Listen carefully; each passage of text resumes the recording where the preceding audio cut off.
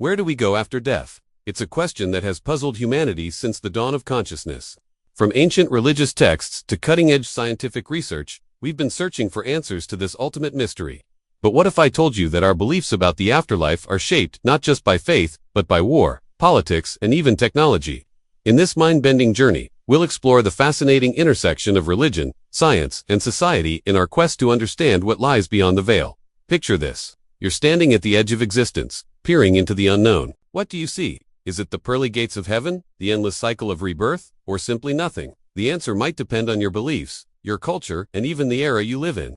Today, we're diving deep into the afterlife, examining how different religions, scientific theories, and social factors shape our understanding of what happens when we die. Let's start with the religious perspective. Christianity, one of the world's largest religions, offers a range of beliefs about the afterlife. While most Christians believe in heaven and hell, the specifics can vary widely between denominations. Some envision heaven as a physical place of eternal bliss, while others see it as a spiritual state of union with God. Hell, on the other hand, is often depicted as a place of punishment for sinners, though interpretations range from literal fire and brimstone to a state of separation from God. But Christianity isn't the only faith with strong beliefs about the afterlife. In Islam, Muslims believe in the Day of Judgment, where all souls will be held accountable for their actions on earth.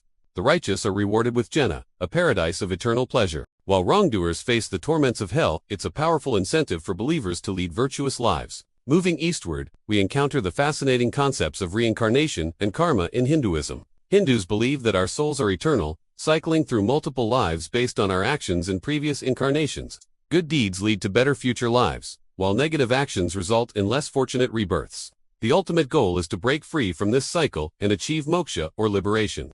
Buddhism, which shares some concepts with Hinduism, takes a slightly different approach. Buddhists believe in samsara, the cycle of death and rebirth, but their ultimate aim is to reach nirvana, a state of enlightenment that transcends the cycle of suffering. It's not so much an afterlife as it is an escape from the endless wheel of existence. But what about those who don't believe in a higher power? Atheists and agnostics often view death as the end of consciousness, with no afterlife to speak of. For many, this perspective lends greater meaning to our limited time on Earth, encouraging us to make the most of the life we have. Now, let's shift gears and look at what science has to say about the afterlife. While traditional scientific methods can't prove or disprove an afterlife, researchers have made fascinating discoveries about what happens to our brains as we die. Studies on near-death experiences have revealed intriguing patterns, such as feelings of peace, out-of-body sensations, and encounters with deceased loved ones. But are these genuine glimpses of an afterlife, or simply the result of a dying brain's last gasps of activity? Some scientists are exploring even more mind-bending possibilities. Could consciousness somehow continue after brain activity stops? While this idea remains highly speculative, it challenges our understanding of the relationship between mind and body. And as technology advances, new questions arise. Could artificial intelligence or mind uploading allow us to achieve a form of digital immortality? It's a concept that blurs the line between science fiction and potential reality. But our beliefs about the afterlife aren't shaped by religion and science alone. Social and cultural factors play a huge role in how we view death and what comes after. In times of war or conflict, for example, beliefs about the afterlife can provide comfort and meaning in the face of widespread loss. The promise of reunion with loved ones or eternal reward for sacrifice can be a powerful motivator for soldiers and civilians alike. Different cultures have also used concepts of the afterlife as tools for social cohesion and control. The ancient Egyptians' elaborate burial practices and belief in the afterlife helped maintain social order and reinforce the power of the pharaohs.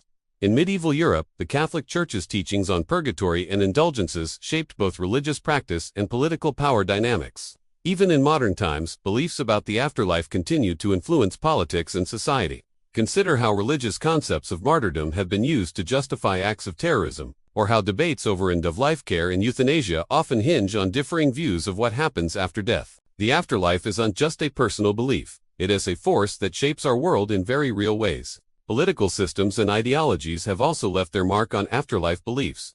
Authoritarian regimes have often sought to control or suppress religious ideas about the afterlife, seeing them as potential threats to their power. On the flip side, some political movements have used promises of a better afterlife to galvanize support and justify their actions. The concept of a glorious afterlife for martyrs has been used by various groups throughout history to encourage self-sacrifice for a cause. In democratic societies, the relationship between politics and afterlife beliefs can be more subtle but no less significant. Debates over issues like stem cell research, abortion, and the definition of death itself are often influenced by differing religious and philosophical views on the nature of life and what comes after. As we hurtle into the future, technology is opening up new frontiers in our understanding of death and what might lie beyond. Social media accounts of the deceased already serve as digital memorials, and some companies are working on AI chatbots that can mimic a person's speech patterns and personality, allowing loved ones to converse with the departed. Virtual reality and gaming are also pushing the boundaries of how we think about life after death. Some online games allow players to create virtual memorials for deceased friends, while others explore concepts of digital afterlives where consciousness can be uploaded and exist indefinitely in a virtual world. These technological developments raise fascinating ethical questions. If we could preserve a person's consciousness after death, should we? What are the implications for privacy, identity, and the very nature of what it means to be human? The concept of digital immortality.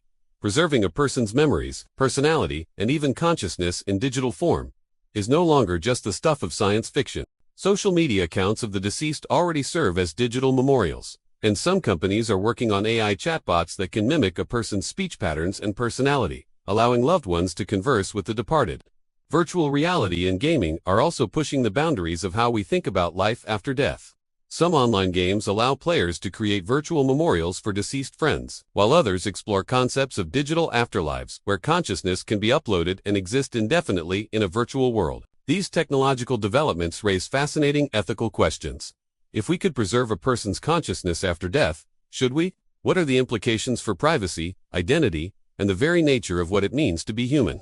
As we wrap up this mind-bending journey through the afterlife, it's clear that the question, where do we go after death, doesn't have a simple answer. Our beliefs are shaped by a complex interplay of religion, science, culture, politics, and technology. What we believe about the afterlife reflects not just our hopes and fears about death, but our values, our understanding of consciousness, and our place in the universe. So, what do you believe happens after we die?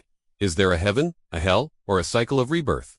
Does our consciousness simply blink out of existence, or could technology offer a new kind of immortality? Whatever your beliefs, one thing is certain.